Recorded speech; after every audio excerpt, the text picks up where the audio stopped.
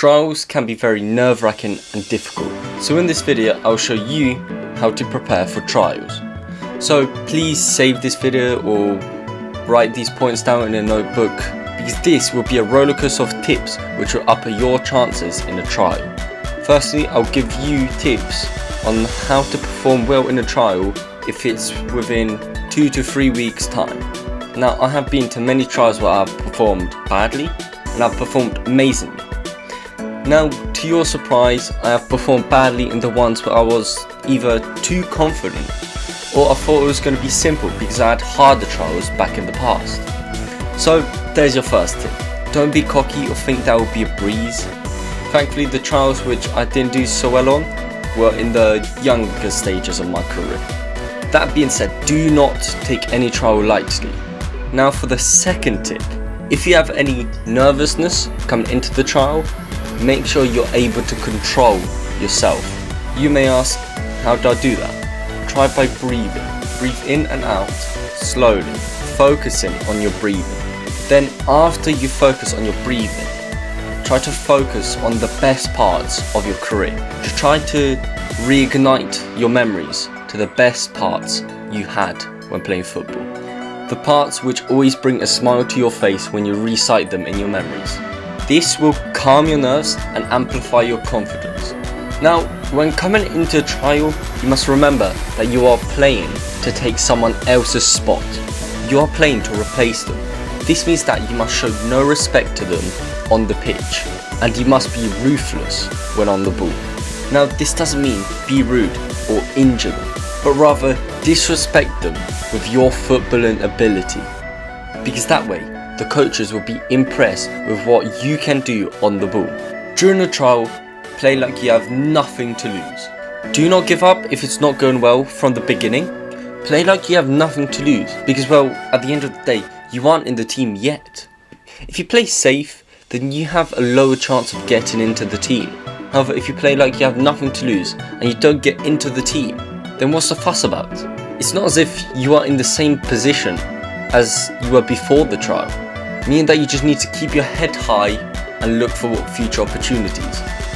If you play like you have nothing to lose, then you show that heart and determination to the coaches watching you, increasing your chances of making the team. Do not sulk about mistakes. Everyone is human, we are not robots. We are imperfect, meaning that just a little mistake won't make a difference. In fact, it won't even matter. However, making lots of mistakes consistently will affect your trial. But that's only triggered when you can't stop thinking about that one first mistake you make.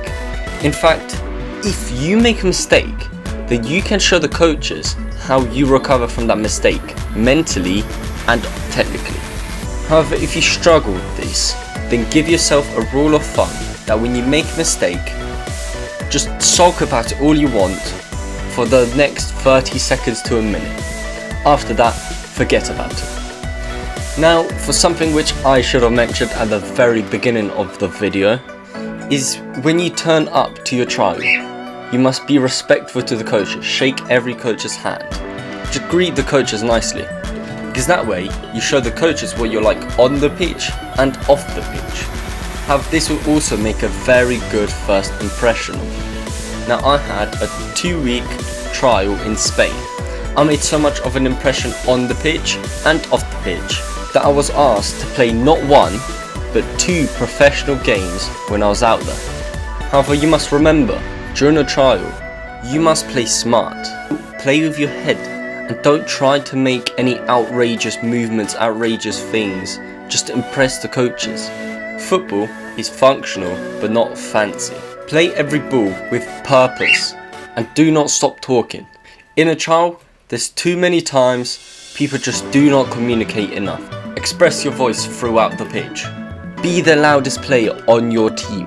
This was probably one of the main reasons why I managed to get the captain's armband against Rayo Vallecano. When your trial is in a couple of weeks, then don't try to put as much training in as possible, because you won't improve everything just like that. And also, you don't want to burn yourself out. Practice the major issues, however don't put too much high intensity training in there, and don't play as many matches so that you don't injure yourself. Don't do anything stupid, like go out with your friends to a bar to have a drink or something equivalent to that. That will not help your case. Don't do too much in the gym, just try to rest up for your trial, because you will need to be as fit as a fiddle for your trial. Usually on the last week before your trial, try to taper down on your skills, trying to smoothen it out as much as possible. Do lots of mental training before your trial, so you can be equally as good mentally as you are technically and physically. The best players in the world always have the right minds when coming into important games. Train your mind by doing meditation, for example. Now that we got all the in the moment things during the trial, let's take a breather and move on to what you can do now to increase the chances of you performing well in an upcoming trial.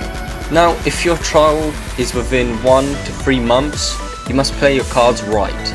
Don't overload yourself with too much training and don't play too many games. Focus on getting yourself fit, endurance wise, and put in a lot of technical work so you can be as technical as possible and as fit as possible. Putting on muscle mass isn't going to be the best option if your trial is this close up. However, if your trial is within the next year or 6 months, try to put on muscle mass, trying to get stronger. So that's how to prepare for football trials. If you enjoyed or found this video useful, please don't forget to leave a like, subscribe, and other than that, that's me. See ya!